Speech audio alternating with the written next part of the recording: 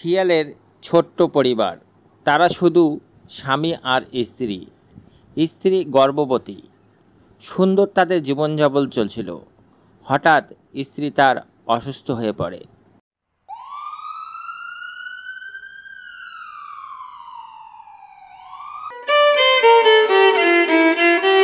আপনার স্ত্রীর অবস্থা খুব খারাপ। আমরা হয়তোবা সন্তানকে বাঁচিয়ে রাখতে পারব। স্ত্রীর জীবন সংকটাপন্ন, তাই আপনারা ভগবানকে স্মরণ করুন। ডাক্তার সাহেব, আমার স্ত্রী ছাড়া আর আপন কেউ নেই। আপনি আমার স্ত্রীকে ভালো করে দিন, আপনার কাছে আমার অনুরোধ। অনেক চেষ্টা করেও ডাক্তার তার স্ত্রীকে ভালো করতে পারল না। এক পর্যায়ে তার স্ত্রী মারা যায়, কিন্তু তার একটি ফুটফুটে পুত্র সন্তান প্রসব করে।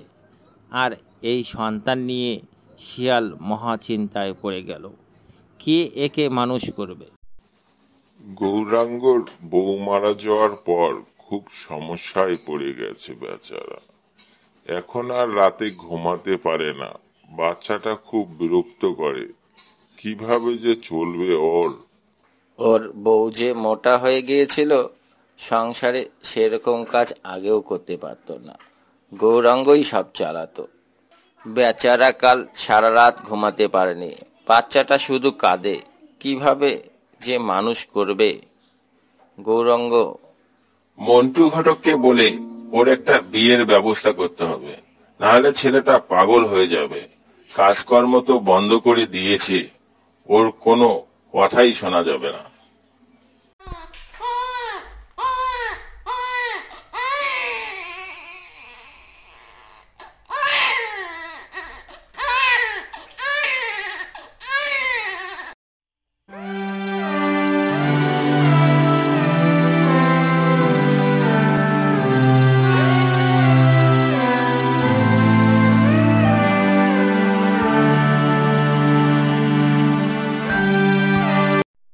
মহা বিপদে পড়ে গেলাম। কিভাবে বাচ্চা মানুষ করব। বউ থাকতে তো আর সংসারের কাজ বুঝিনি, এখন দেখি মহা বিপদ। বাপ রে বাপ।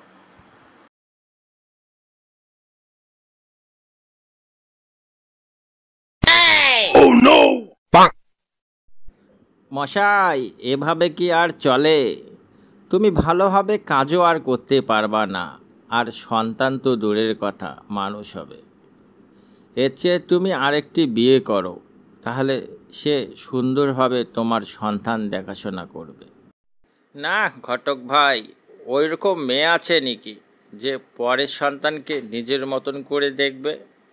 ঘরে আসার সাথে সাথে আমার মা মরা শিশুটির উপর অত্যাচার শুরু করে দিবে। আর বিয়ে করব না ঘটক। না না, আমার কাছে চাঁদের মতন একটি মেয়ের খোঁজ আছে, রূপগুণে ভরপুর। সে তোমার এই সন্তানটিকে নিজের মতো করে মানুষ করবে, তুমি একবার দেখো। ঘটকের মিষ্টি মিষ্টি কথা শুনে এক পর্যায়ে শিয়াল বিয়েতে রাজি হয়। শিয়াল ভাবল, এত গুণের কথা যেহেতু বলছে, তাহলে আমার সন্তানটি আবার মা পাবে। আর এই ভেবে শিয়াল বিয়ে করে ফেলল।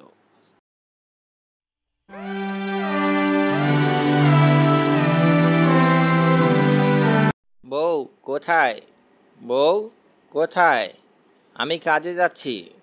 তুমি আমার মা মরা সন্তানটিকে ভালোভাবে দেখিও, ওকে অনেক বড় করতে হবে। ওগো, তুমি কি বলো এসব? ও তো আমারও সন্তান। তুমি নিশ্চিন্তে যাও, আমি ওকে ভালোভাবে দেখে রাখবো। তুমি কাজ মন দিয়ে করো। হ্যাঁ বউ, ঘটক বলেছিল তোর রূপগুণে কোনো কমতি নেই, এই বিশ্বাসেই তো বিয়ে করেছি। তাহলে আমি কাজে যাচ্ছি বউ।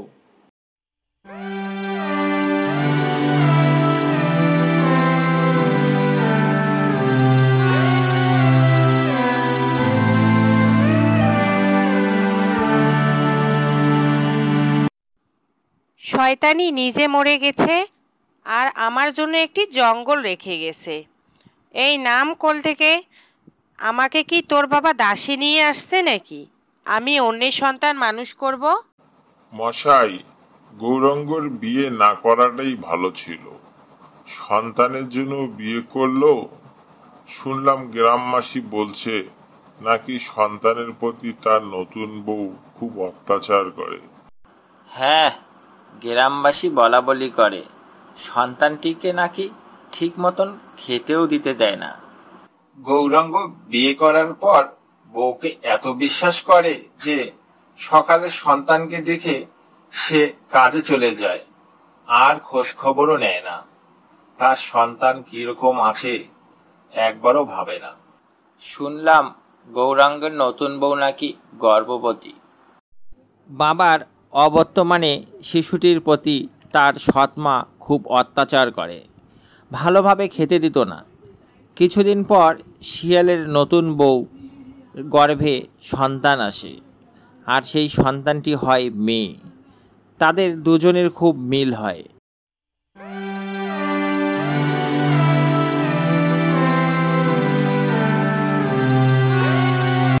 দুঃখী সুখী, কই তোরা? তাড়াতাড়ি ভাত খেয়ে যা, তোদের বাবা আবার এখনই এসে যাবে। মা, আমাকে তো ডিম দাওনি, কি দিয়ে খাবো আমি? এখানে শুধু ভাত।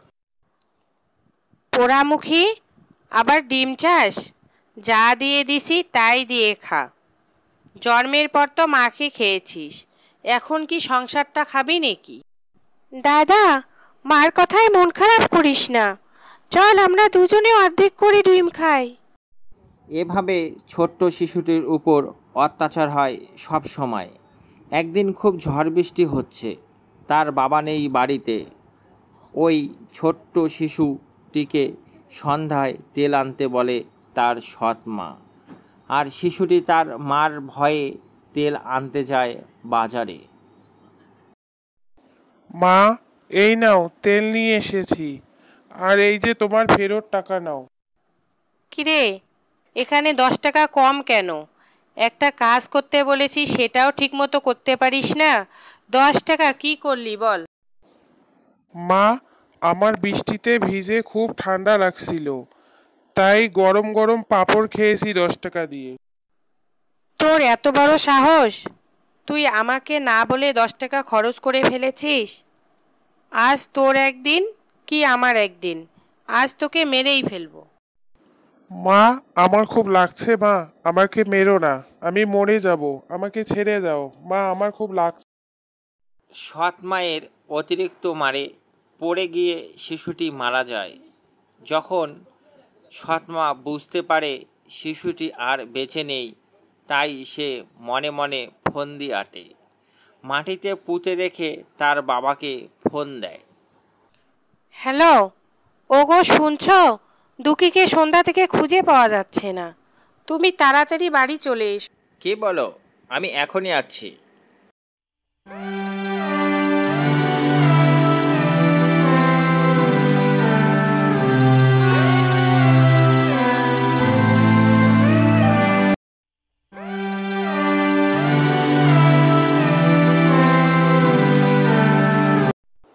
বাবা, তুমি দাদাকে তাড়াতাড়ি খুঁজে নিয়ে আসো, এখানে আমার একা একা থাকতে ভালো লাগে না, না হলে আমি বাড়িতে থাকবো না।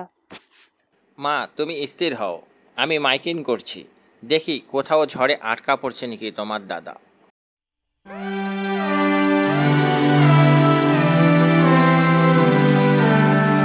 একটি হারানো সংবাদ, একটি হারানো সংবাদ। একটি 8 বছরের শিশু নাম দুঃখী হারিয়ে গেছে। যদি কেহ তার খোঁজ পেয়ে থাকেন তাহলে মাসিহাটিতে যোগাযোগ করবেন। এভাবে বহুদিন কেটে গেল। একদিন তার সৎমা রাতে বাহির হয়, তার উঠানে দেখতে পারে কে যেন হাঁটছে।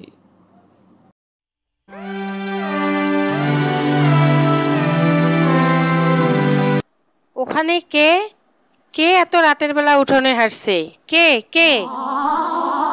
আমি দুঃখী, তুমি আমাকে মেরে ফেললে কেন মা? শুধুমাত্র 10 টাকার জন্য আমাকে মেরে ফেললে? এই কথা শোনা মাত্র তার সৎমা জ্ঞান হারিয়ে ফেলে। তাকে ধরে ঘরের ভিতরে নিয়ে আসে। হঠাৎ করে তার সৎমা বলে যে, দুঃখী আমাকে ছেড়ে দে, দুঃখী আমাকে ছেড়ে দে। এ কথা শুনে তার বাবার মনে সন্দেহ হয়। কিছুদিন পর তারা সবাই একসাথে খেতে বসে। তারপর যা ঘটলো ঘটনা।